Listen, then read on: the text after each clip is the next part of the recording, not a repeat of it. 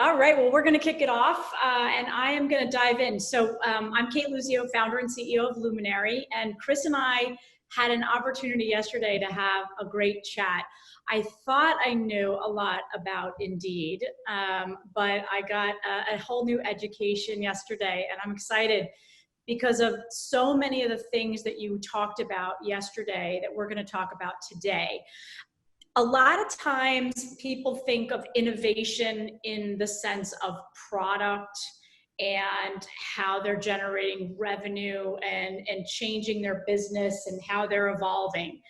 But now more than ever, we're really looking at companies with that sense of purpose. And this session is going to be talking about using that mission, and Indeed has a phenomenal one around innovation, invention, and ownership. But before we go there, I would love to just hear a little bit more about your journey, Chris, because you've spent a long time in engineering and product and over 10 years at Indeed, and now the CEO since 2019. So what, as the CEO, sort of what brought you there? And then we're going to get into innovation and mission and invention.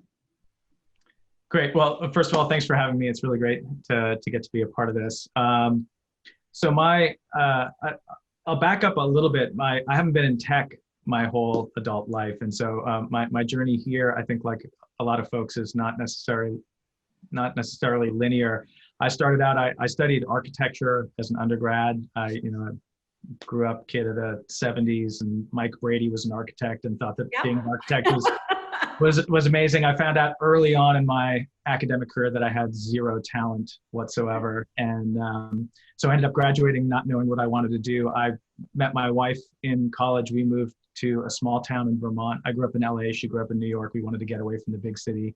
So we moved to Woodstock, Vermont. I taught public high school, special education for 2 years. Loved it. Most challenging thing I've ever done in my life. We moved to Los Angeles, where she was going to graduate school, and I played music professionally for 3 years, tried to become a rock star, did not become a rock star. And then ended up really just right place, right time. My wife got a job at Rice University in 1993. We moved to Houston, and I could take classes for free as the spouse of an undergrad, and sort of thought, maybe this computer science thing could be interesting, and just found out pretty much overnight that this was how my brain worked, and this is what I wanted to do for the rest of my life.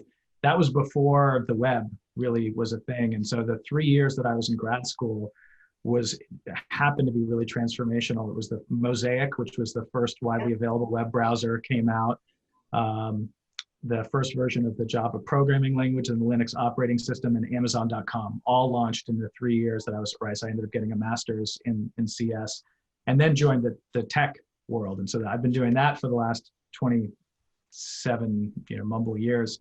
But all of that informed me, even though I didn't know where I was going or have a linear path. And so I worked as an engineer. I moved into a leadership role at the startup that I came to in Austin, mostly because I was one of the few adults there. So I was working with a bunch of 22-year-olds who were brilliant. I was 30 and married with one kid, another kid on the way. And so they asked me to sort of step in and be in charge. And I found that I cared about, people and about the technology. And my joke was I could speak human and binary, and that turned out to work. And so I found out that leadership thing was appealing. I left and did my own startup for 6 years. And then so I landed at Indeed in 2010. And we were at that point 130 employees. About the whole technology team was 45 people in Austin, and I joined as the head of product. And 10 years later, we're 10,000 people. We're in 15 countries, and it's been a remarkable experience. So my path to the present has really just always, first and foremost, been focused on the mission of the company. So you talk about mission, and that's what attracted me to Indeed in the first place. And so the mission, simply put, we help people get jobs. It's on the t-shirts, it's on the business cards, it's on the walls. But it really is truly, there's a lot of missions that sound good and they make people feel good, but it really is the operating instructions for the business. And so it is both a connection to humans. It's a constant reminder that what we're doing is something that matters in people's lives. I like to say we've got your family and your health, and employment is really one of the top things in most people's lives. And it also is how we decide what we're doing with our business and where we're going to go and where we're not going to go. There's a lot of ways for a growing business to expand and to make money by going into related businesses. For us, it's a simple filter. If it doesn't help people get jobs, that's not something that we're interested in.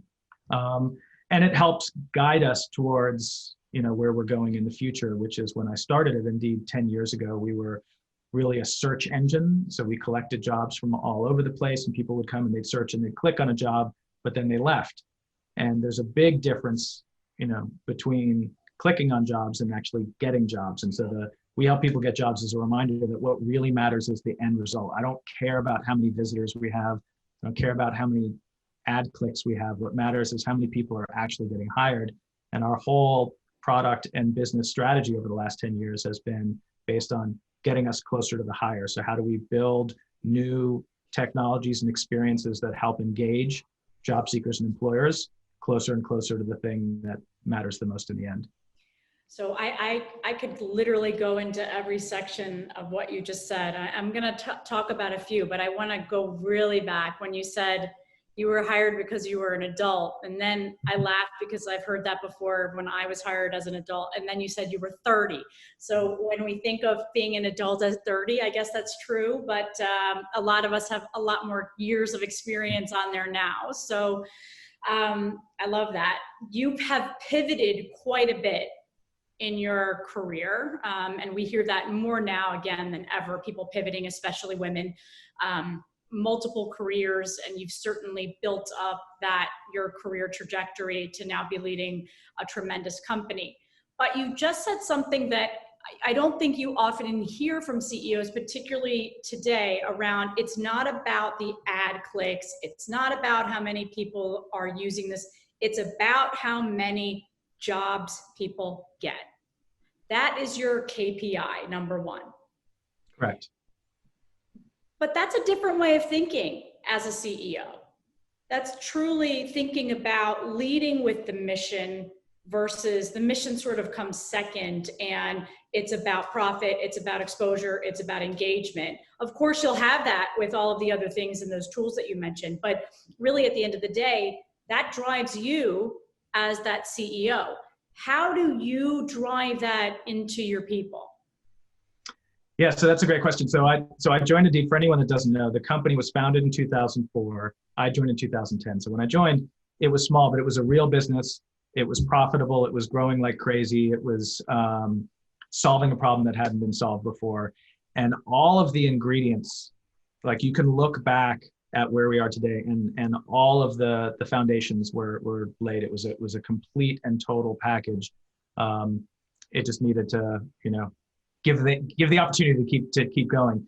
So what attracted me when I first went there was that mission. When I first met with the founders and the early employees there, that was all I heard for the first. It was my fourth meeting with our co-founder, Ronnie Kahan, who's the guy that hired me, before he ever showed me a P&L. And I was shocked that the company was, it was a lot smaller, but it was profitable and it was growing.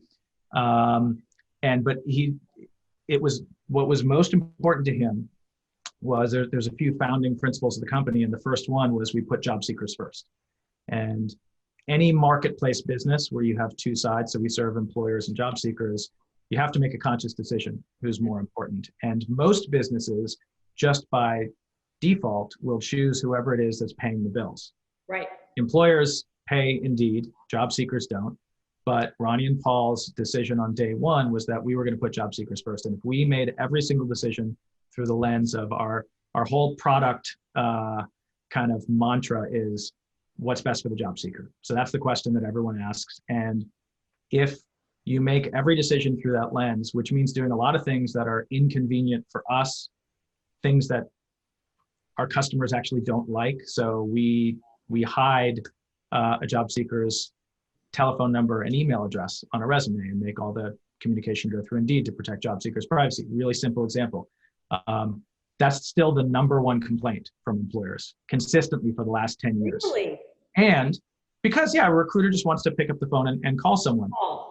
But we have 180 million resumes on Indeed now, and it's because job seekers trust us. If we use that lens to make these decisions, and we really make it simple, fast, and safe, and better for a job seeker to find a job, at the end of that successful job search, there's an employer who made a hire, and you can build a business on top of that. And so we're really, and it's not that we don't also try to do great things for our customers, and we have great customer service, and we deliver great results, and we charge less than everyone else, but that comes secondary to putting the job seeker first. And so that was all there when I came to Indeed. So part of my job, I sort of had this realization early on in my career. I was one of those kids who always wanted to be the best, best baseball player and the best drummer and the best student and all these, and I was never the best at anything. I was really good at getting competent really fast, but there were always people who just had some natural gift that didn't have to work very hard, and they were just better at everything. What I figured out in my case was that I was really good at recognizing what was good, not only that something was good or not good, but also what it was that made it good. And then, so part of my job is just like, I'm the chief reminder, of those things. So the mission, part of it was when we sort of codified, the mission was already there, but, there was one sort of, fateful day where we kind of came up, let's put the words together and put it on a t-shirt. And then I just decided that every time I got up in front of the company, the first slide that I would show for every presentation was just going to be big, bold, Indeed blue with 60-point Helvetica bold font. I help people get jobs. And that's the first thing I say when I talk outside of the company, when I talk inside of the company. And so part of it is just, if that thing really is something that you think is important, you have to say it over and over and over and over and over again, and then actually live it. So the more important thing is, you can say stuff all you want, but how do we make those decisions, and what are the things that we say no to, and what are the things that we say yes to? So that's a big part of my job, has just been to, especially as the company gets bigger, how do you really simplify things? I can't say 175 things a week and have any of that stick. So what are the one or two things that you're going to talk about, and just reinforce those? And then really, do you live those values? Do you make decisions every day that reflect what those things are that you say are most important? It's so important that, again, that these values are a foundation of the company, and why you have, again, 10,000 employees, and the company has grown really dramatically in the last 10 years, right? I mean, when you think about that, you joined as number 130, 10 years later, there's 10,000 and 15 countries and 30, cities, or 30 offices over 15 countries. We spent some time yesterday around talking about the pandemic, and again, going back to that mission, for yes, the job seeker, and I love how you say that's who you are focused on, but at the end of the day, you need people to do that, right? And you as a CEO are leading through unprecedented times. And some of the examples that I'll quickly sort of go through, and I by the way, I was talking about this all last night to my boyfriend, because I just thought, you said low tech, high touch. Pre-coronavirus, everything had to be, so high tech, and everything is a kind of an experience. So a couple of the things that you've done, since you closed your offices globally in March 3rd, every Wednesday, 1 hour per week, you do a live Q&A with your employees worldwide. And you have done that since March 3rd, and that's continued. Low tech, high touch. You have an interview series, Here to Help, which is like a podcast where you interview one-on-one an employee within the organization, learning what they do. You also, because pre-coronavirus, you were traveling and going to these offices where you can have that face-to-face, you do weekly random lunch with 4 employees from each location. When you said yesterday, the engagement level on the staff has just grown and grown, that you are more connected now than ever. Why do you think that is when we're living in a virtual world? And then take that to the job seeker, because that's so important now as we all are looking to create jobs, hire those that are unemployed, et cetera. Yeah. So it is counterintuitive, and it's not like we sat down on March 4th and said, here's the game plan. This is what we're going to do, and this is going to work really great. It was really just in the moment of what can we do right now? Well, let's just get on and see what's on people's minds and let people ask questions. And there were enough questions. I mean, we had, I think there's 10,000 employees. We're in all these different time zones, but we had like 7,000 people on the first Q&A.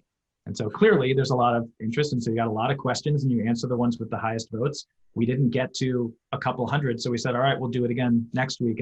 And as we did it, what we found was people kept showing up, and it became a much easier way for us there were so many moving pieces in a business always, but over the last 6 months, there's been more changing, because whatever else used to be constant is not constant. And how people are dealing at home with, in the spring, it was, oh, my kids are now at home and I'm a teacher as well as, an employee. And you have the people who are single parents with multiple kids. You have on the other end of the spectrum, younger employees who are living alone in a city with no family, who are stuck inside and isolated. So we're dealing with not just what's going on with work and how are we shifting and adapting, but what's going on in people's whole lives. The interesting thing is that has always been true. No one ever comes to work just as a worker. We all have worries and concerns about our family, about our partner, about our kids, about our community. What this whole thing has exposed, and I'm looking and seeing a little bit of your house, and you're seeing my office, and we're in these meetings all day, and cats are jumping on people's laps and kids are crying in the background. And so I think what has always been true is just suddenly becoming really obvious to us is that we are a lot more than just how we show up at work. And that became so clear so early on that just even the starting, so when I do these random lunches, the first question now always is, how are you doing today? When I start the podcast, that's the first question every single week is, how are you doing right now? And some people answer a little more generically, but most people will pretty quickly get into here's what's going on, here's how I'm adapting. Those answers have changed a lot in the last 6 months, from like, my kids are now, I'm a teacher and I don't know what I'm doing, to, oh my God, it's summer and the kids are crawling, up the walls, and what do I do now, to, oh, my kids are going back to school. Or even for a lot of people, I mean, we've just been through, I think everyone here probably has been through the same thing. There's multiple seasons over the last 6 months. The first few months for us as a business was, how do we just get everything stabilized so everyone knows where they are and then everything's going to be okay and what can we do, to then, oh, we're going to be here for a while, and how do we settle into that, and how do we actually now, what can we do that we couldn't do before? So the communication thing, it's a long way of coming back to that, but there's a whole lot of things about what's going on right now that are so much worse than they were before, but there's new opportunities that come from this. And anytime that there's a massive shift in the ground underneath you, you can just look at the stuff that you don't get to do the way that you used to do, or what are the new opportunities? So, I mean, I could have been doing Q&As with the whole company all along. We could have been doing that for the last 10 years. We didn't. There was something about this because we felt a need to be closer to people, to hear. The Q&A is really a two-way thing. Part of it, it's a platform for me to be able to just let people know what's going on right now, that because things are changed from last week. But it's really an opportunity to hear what's on their mind. And because everyone is voting up, I mean, it's like doing a pulse survey every single week. Maybe we should be doing that too, but like, what if people are asking questions about, we need another work from home stipend because the last one that you did was really great, thank you so much, but now I didn't realize I was going to be here this long and I need a new chair, or whatever it is. When that gets, 450 votes, that this is something that's on people's mind, and if they ask over and over again, with everything that's gone on in the world as well. So, I mean, so you had the murder of George Floyd and Black Lives Matter. I mean, all these things, and just to be able to every single week be out there and to get in front of people and to say, we know that this is, affecting you, that you're bringing this all to work. Some people are having a much heavier time than others. And so those of us who are more fortunate are doing okay. We need to be able to there to support other people. It's been really transformational. So I think a lot of this stuff is going to, I think stick with us. I don't see now, whenever we get back to working in offices, and we can talk more about what the future might look like with that. I think we'll stick with the weekly Q&As. I mean, I think it's just such an amazing and simple concept. Like we used to spend so much time producing these big quarterly all hands with the videos and all this kind of stuff. We still do that because it's nice now that we talk all the time. It's great to take a step back and say, hey, what did we accomplish over the last quarter? But that serves a different purpose. We're not trying to catch everyone up to everything that's going on. And we know what's on people's minds and they know what we're thinking about. So it's more of a milestone. And the podcast has been amazing too, because it's such a great way to give people insight into what's going on in different parts of the business, in different offices. An hour-long conversation, you can really learn a lot about a person, about their experience. And since our business is a people business, just giving exposure to different people has really been, and it's been great for me. I've learned so much just in the conversations that I've had with people. And I can imagine, again, you go back to this idea, and I know it's an overused word, innovation. I run a business that's focused on community. Community tends to be an overused word now too, but they're both important. I can imagine in the town halls and the roundtables, as well as this podcast, you're not only hearing what the employees need, you're hearing about what the job seekers need, right? And that is another tool that you use around innovation and, again, what to do. So as you think of the platform, and I want to touch on something that I think is just amazing. This is before COVID. You as a company were thinking of when new college graduates come in, and I was a banker for 20 years. You go through the normal, orientation, you go through the program, you get, kind of inducted. You thought of a whole new way to bring those people, and that actually has led to some even greater things. Indeed University is a 12-week program. And again, the reason I bring this up is innovation, right? Can you talk about this 12-week program for, again, it started with new college graduates and it's still there, but has evolved. Yeah, so the motivator, we started this program 6 years ago, was just that we had reached a point where we used to be hiring, 5 people, 10 people out of school. And one year we hired 50 people at once. And this was, 6 years ago, this was a big deal. And we had to figure out how to onboard them. And the way that we do our work here, right, as I said, we have some of these core principles, and one of them is around innovation. What that really means to us is really experimentation. So innovation, a huge part of this is getting out of our own way. And some of the best ideas that have ever happened in Indeed are ones that the smartest and highest paid people, were totally wrong about.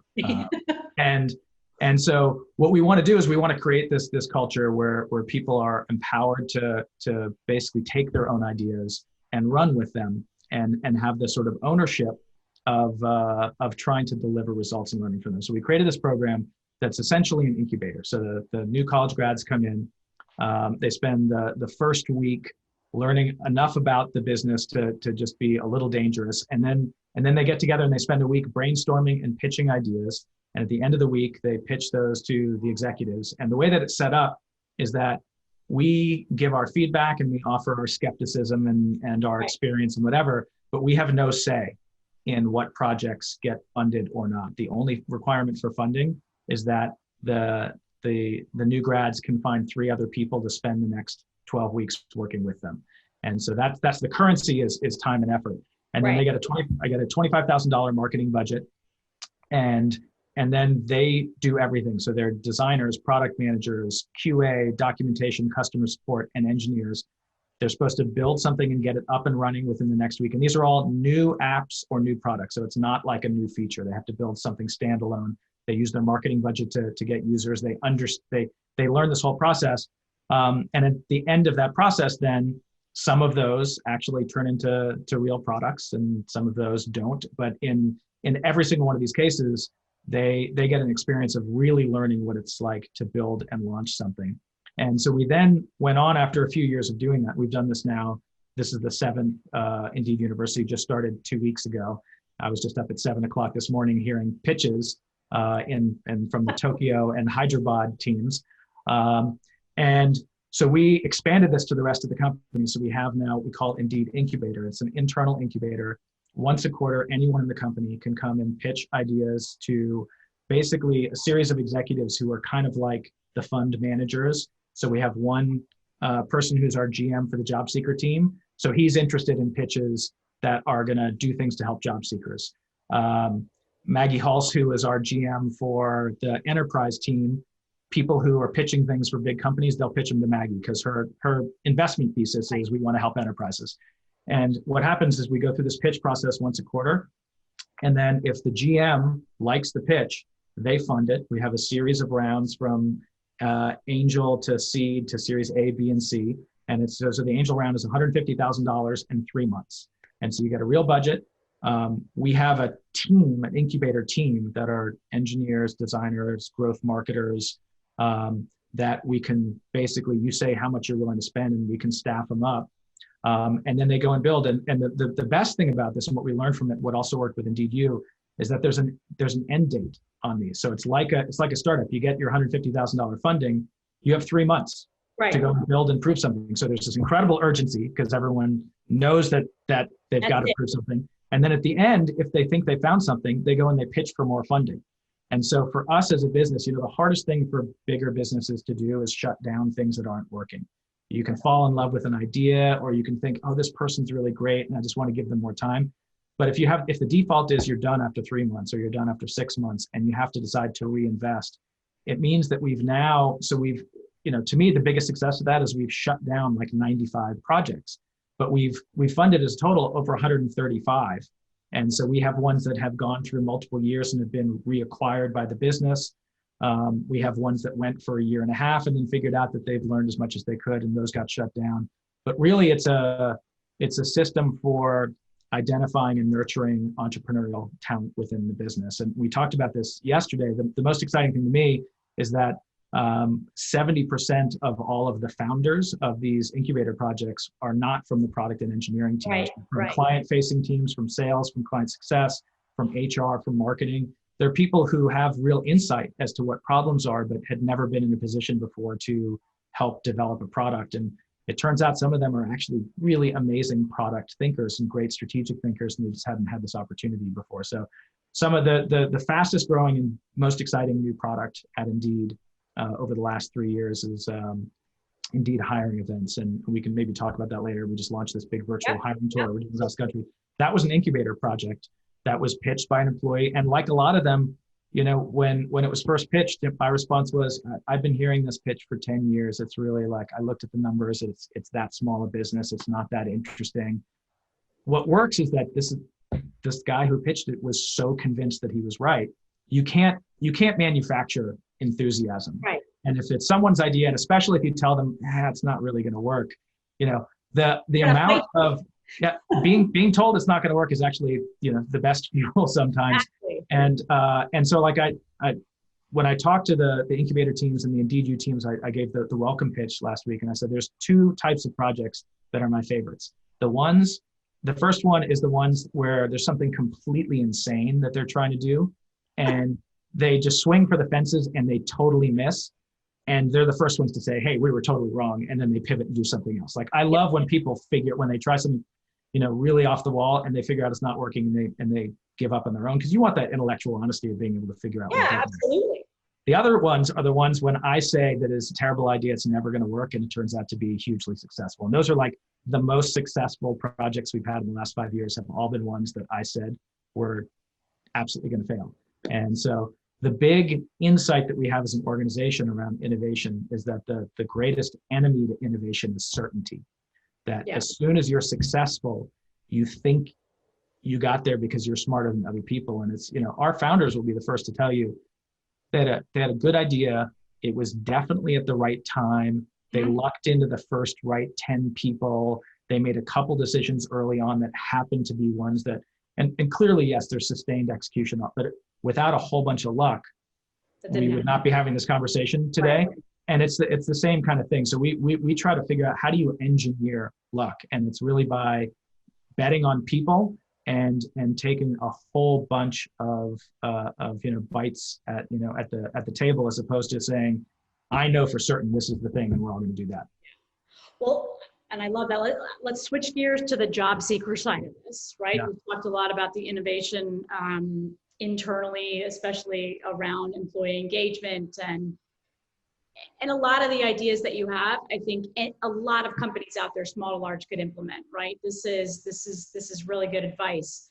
But on the job seeker side, historic levels of unemployment, disproportionately impacting women, and we'll get to the women because we had a question come in. I want to get to that. But you not only, I want to talk about the virtual hiring tour and your partnership with Goodwill, which is fantastic, but what are you hearing today from job seekers that are on the platform, that are out there looking, that led you to some of these decisions? And in particular, I think, what does that look like for the future of hiring?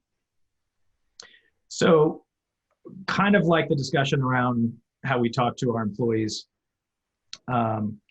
we listen to job seekers. So we're swimming in data. We generate about 60 terabytes of data every single day. And so we have scores and scores of people who are incredibly analytical and data driven. And we've invested a huge amount in our data systems to make sure that everyone has access to all this data.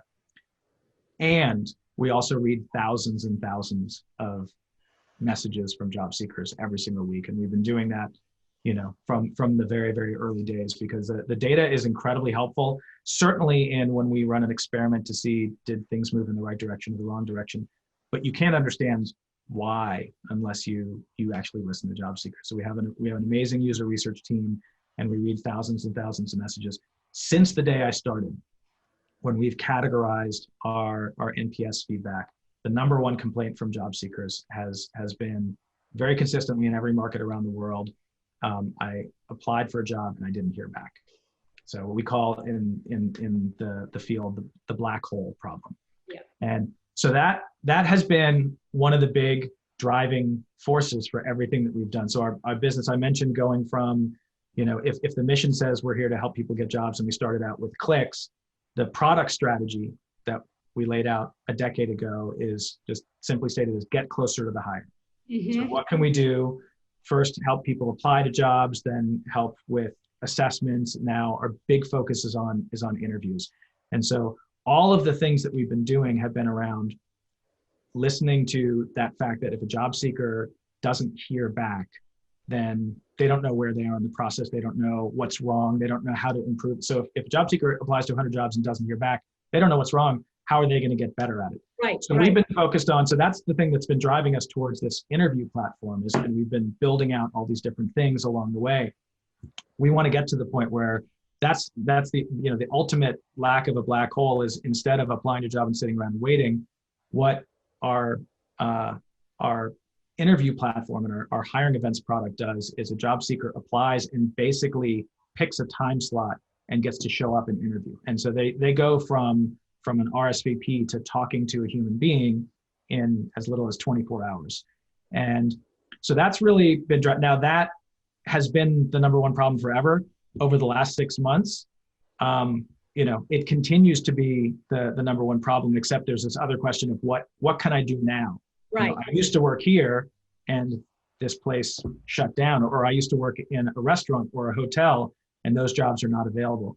So a big part of that has been also for us being able to go from search, where job seekers are telling us what they're interested in, to using all of that data and our insights to push jobs to people. It seems obvious, and we've been sending job alerts and things like that forever, but really being able to understand how to tell people, here's, given your experience, what we know from your resume, but more importantly, what you've been searching for in the jobs that you've been applying for, here's things that you are qualified for that you can interview for today.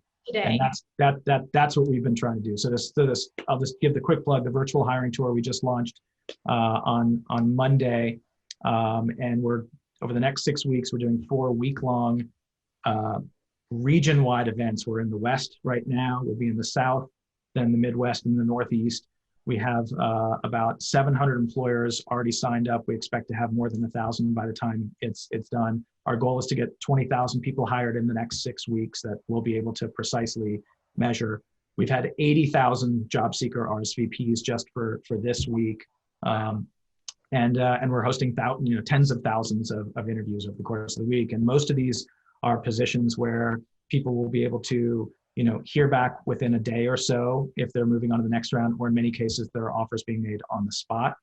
And the jobs range from, there's restaurant worker jobs, there's math teacher jobs, there's chemist jobs. Lowe's is hiring a VP of customer service, and they're interviewing tomorrow on the platform for this job. And they've got a full slate of 30 people that they're going to be interviewing. And so it's really, hopefully, something where there's opportunity for almost everyone.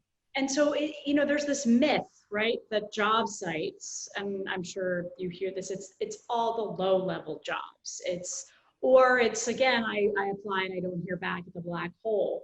But that's a myth, right? I mean, it really depends on what the company needs. And then obviously the skills that the job seekers have. But this, and one of the questions that came in from, and I apologize if I mess up the name, but Yana Goodnigen said, question for Chris, and I kind of alluded to the woman problem, right? Because we know it's disreport. What does Indeed do in terms of jobs for women? Is there any specific initiative around women? Again, pre-COVID, now COVID, whatever, but around women getting hired?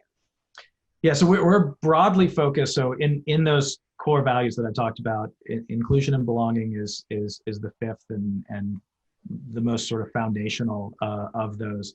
And for us, for all the reasons that other companies focus on that, those are all there. It's, more innovation, better customer orientation, access to talent, all of those reasons. But for us, because of the mission, we feel like it's an absolute necessity. When we look at the outcome of the decisions that we make about our products and the impact that they have, when you look at any underrepresented group, and whether it's gender identity, ethnicity, disability, any of those things, where those differences play out, it's healthcare, it's housing, and jobs, and the criminal justice system, obviously. But when it comes to jobs, so we have, for us, the inclusion and belonging work is directly tied to how do we make for more inclusive hiring. And there's a handful of different initiatives that we have. So when we look at something like Indeed Assessment, so we acquired a company a couple of years ago that had built an assessments platform, where instead of just judging a job seeker by their resume, that they could actually and there's like 150 different assessments across multiple different skill sets and industries. You just get an empirical measure of what a job seeker is capable of, which is very different than what they've done. We know that there's huge discrepancies in terms of what opportunities people have and what their resumes may look like. We also know there's incredible bias in the hiring process. And so there's all the studies that I'm sure everyone is familiar with. The most famous one being the one that was done about 15 years ago, where they just took the same two resumes with the names Emily and Greg and Lakeisha and Jamal. And Lakeisha and Jamal had to send out 50% more resumes than Emily and Greg to get a call back. You get the same difference on gender, you get the same difference in neighbor, all of these things. So for us, working towards actually eliminating resumes entirely and going towards something that's more empirical, like an assessment, or what we're doing here, the interview platform for us, there's a huge, we can't eliminate bigotry and bias in individual, but we can help eliminate steps where those things show up. So there's a huge set of evidence that just reviewing the resume, a woman or a person of color or a person from another country with a different sounding name is less likely to make it through that. So with this interview platform, there's no resume. People we have done the minimum verification that someone meets the qualifications that they're looking for to interview, and then we take you directly to the interview. Now, we'd love to be able to go beyond that and help reduce bias on the employer when making decisions. But if you can eliminate those steps, so that's a huge area of focus. And then we have another big area of focus around just bias and ethics in algorithms. So our matching algorithms and how we do that work to identify what the best jobs to recommend for a job seeker are. We have a team of a diverse team of very smart people who are looking at right now the obligation that we have to take all of that with an incredible amount of seriousness. So that it's really like a fundamental focus across all of our products and how we're thinking about it and how we can offer debiasing in the products as well, where our resume product is going to soon have an option for employers to turn off the names so they can just look at resumes without looking at names.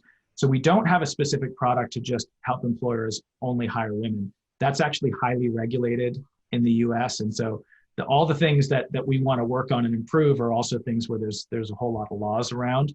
So, but we do know that employers are more and more interested in hiring diversity across all these different dimensions. So we're trying to meet that in as many ways as we can. Yeah, and if you remove a layer of that bias, it only helps, right? Again, as someone who came from a very male-dominated world in the world of finance, right, it was hard to do that. I think this idea of virtual hiring, right, or virtual interviewing, or video interviewing. I mean, if you work in a global organization, you're normally used to telepresence or a lot of phone calls and conference calls, but this is a new world where everybody is pretty virtual. In our conversation, you said there's been 1,000% increase in interest in video interviews. When you talk about video, can you talk a little bit about this? Because this is the way of the future, right? It used to be, Chris, I'm gonna fly to Austin and I'm gonna interview you. I'm gonna interview with you because I'm up for this big job. There was this whole, again, this bias around, I've got to meet that person and feel them. That's changing because we realize the technology has made us more efficient. But when you saw that 1,000% increase, what does that tell you? Yeah, so this is one of those things, you talk about a secular shift. We went from talking to employers who told us consistently for years, I need to sit across the table from someone to really judge who they are. And then in March, that stopped for a whole lot of people. Mm-hmm. And so out of necessity, so we have a feature just in our small business hosting platform where people can post jobs. They can take a candidate they like and send them an interview request. And very consistently for years and years, about 1% of those interviews were for a video interview versus a phone or a face-to-face. And overnight, it actually jumped up to about 15%. So it was like a 1,400% increase. And also the number of phone interviews jumped up. But what happened was over the last few months, as people started kind of opening things up, the phone interviews went back down to the levels that they were before, but the video interviews have stayed exactly the same. And so what we've seen in talking to people is that the people tried it, found out that it actually is convenient. They can do 4 interviews back to back without having to run from room to room. You don't have to bring a candidate in for a first round, which is a lot of overhead if you're just gonna, send them home afterwards. So people have found that it's actually really convenient in the same way that I know my parents are on Zoom now and they were not on Zoom before all this, and they're happy talking to the grandkids.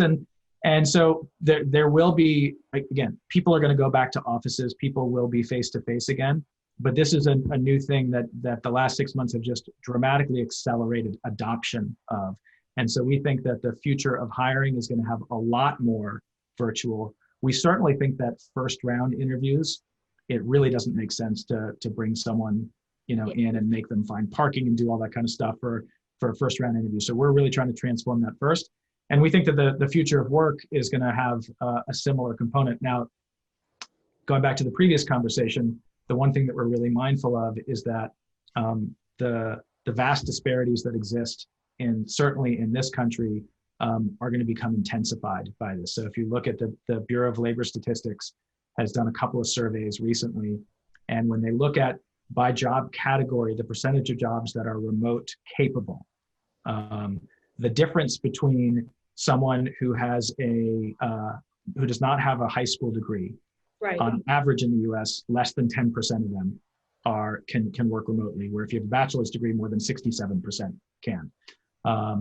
For the difference between white workers and Black workers is somewhere between 20 to 60% greater. And it's even greater for the difference between white and Latinx workers, just in terms of the categories of jobs that they happen in the US to be in and how many of those are remote capable. There's a lot more people who are working in the service sector who have lower levels of education and who are more likely to be people of color. Interestingly, women and men in that survey, there's a slightly higher percentage of women in the US who are in remote capable fields. So that's like an interesting different. It was actually like 3 or 4 percentage points different. So you'd have to dig into it to understand what that is. But that's something that we're really mindful of, that while it's really easy for us who are all sitting here on our Zooms and clearly doing work that can be done this way, that's not going to be evenly distributed. And that's something that there's going to be a huge amount of mindfulness that's going to have to go into how that future unfolds in a way that doesn't decrease disparity, and that where equity and inclusion are really going to be the next frontier. Absolutely. I know we only have a couple minutes. There's another question that I wanted to get to from an attendee who's also happens to be a later panelist and moderator, from Gina Hadley, who is the co-founder and of an extraordinary platform for women called The Second Shift. Do companies that innovate in hiring indicate how innovative companies are with their full-time employees? So I think I know what she's saying, so maybe I could break it down since I know what this. So The Second Shift is an amazing platform, particularly for women that have 10, 15 years of experience and more, that really don't want to work a 60-hour work week anymore. And so The Second Shift was really at the forefront of thinking about remote work, flexibility, contractor, project-based. And there are a lot of companies out there that say, I need full-time, I need full-time, I need full-time, right? I don't want to have a project, I don't want to have a contractor. And so now we're all in this where we're flexible work because we're all at home. Is there a measure or an indicator that a company that's really progressive and thinking about innovation and flexibility actually may be a more successful company with their staff? That's a great question. So I don't have an empirical answer to that.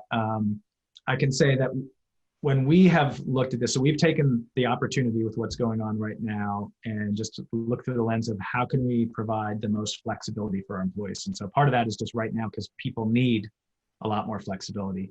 And every decision that we've made around giving people time off and offering, we had been a 0 part-time work business up until 6 months ago, and we started offering part-time options, and being able to accommodate to that. We also, as I said, are a very data-driven organization. So we've been measuring, let's take the product and engineering teams, a whole bunch of metrics around efficiency for the last several years, just trying to increase efficiency. How long does it take for the average idea to go from something that's committed to appearing on the site and live? And in our sales teams, we're measuring all these kinds of efficiency. The first 3 months of working from home, efficiency was pretty much the same, if not greater than it was before. And we had a lot of managers who were terrified of the idea of letting people work remotely or set their own schedules. And it was really amazing. Then we saw, I think, a little bit of a dip at one point when we figured out that people were really good at doing the work that had been planned before, but we weren't as good at planning the next set of work. So then we figured out how to make that work. So we've certainly seen, and we're about to roll out in a couple of weeks what our future workforce plans look like. And I can't announce the details because we haven't told the company yet, but there's a lot more flexibility. There's a lot more flexibility for a huge percentage of the company. So we certainly believe that that's something that will be a lot better. I'd be really interested to see if there is empirical research on that about other companies, and I would love to hear if our panelist has any specific insight. Well, I will definitely connect you to. We work with The Second Shift at Luminary, and she happens to be a member as well. So I would love to. I think there's a lot more. So that'll be my to-do. There's a bunch of questions, and we only have about 2 minutes left. But I'm going to try to get to one last one. So Helene Purcell wrote, "Have you seen an increasing labor demand shortage given the pandemic? In other words, are individuals searching for jobs more while employers have pulled back on hiring?"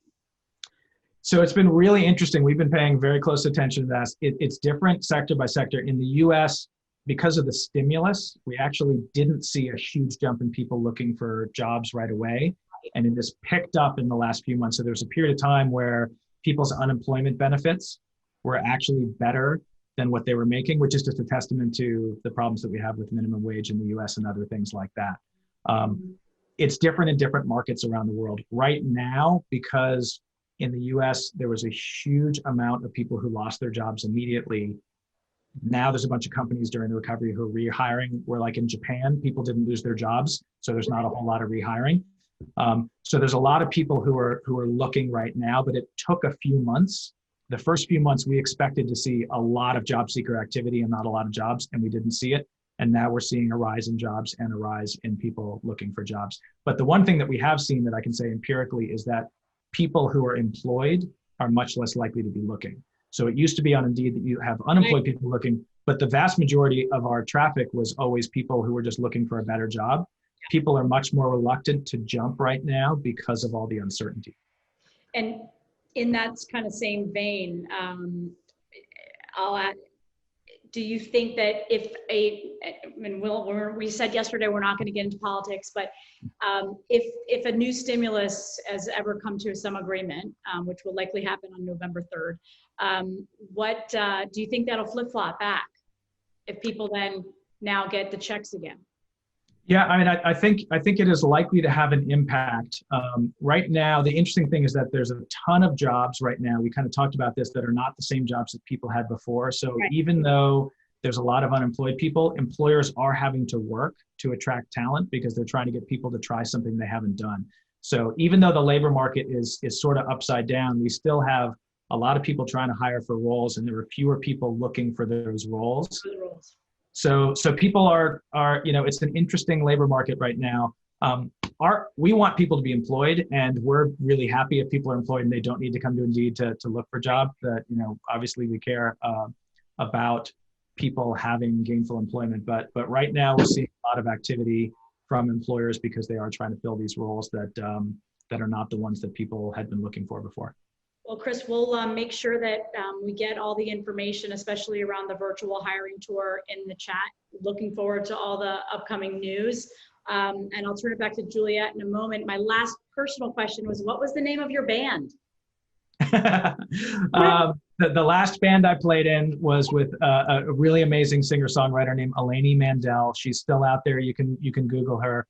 We were Eleni Mandel and the Waffle Brothers. So that was Waffle Brothers, as in waffles. I was a waffle brother. That was back in 1992. So well, we will have to YouTube that. But Chris, thank you so much. Look forward to staying in touch, and good luck with the hiring tour. Okay, thank you so much, and thanks for everyone for joining us today. Thanks, Juliet and the Worth team.